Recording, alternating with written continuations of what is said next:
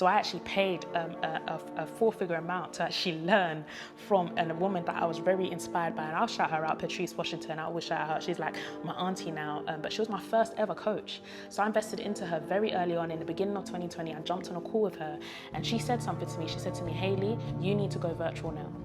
You've done a lot of in-person, and I know you've made a lot of money from in-person speaking engagements, but it seems some things are happening and you need to go virtual."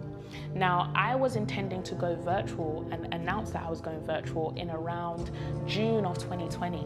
But in that month, and I had that call with her in January of 2020, I felt her words. I felt her words, and the scripture that I think of is, in a multitude of counsel, there is safety. In a multitude of counsel, there is wisdom. And so in January 2020, I got that call and I went for a whole rebrand. I announced, "Hey, I'm virtual now, guys. I'm doing virtual and in-person speaking engagements." Little did I know, in March 2020, everything was shut down and the whole world will go virtual. Now, a lot of organizations in that time were dealing with mental health issues, burnout. They needed a speaker who was going to be able to come and speak about mental health. They needed a speaker who was ready and who had already was a virtual speaker and was very visible about it.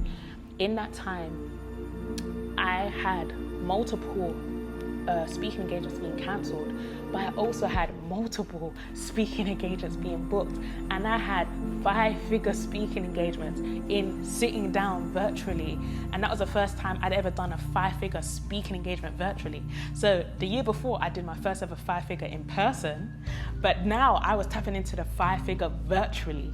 I didn't know it was possible. So I was just here thinking, wow, to know that my adaptability allowed me to not lose money, but actually gain money in the time when a lot of people's businesses were sinking, a lot of people were quitting. I was able to leverage that and be able to make money when people were losing money, just because I adapted.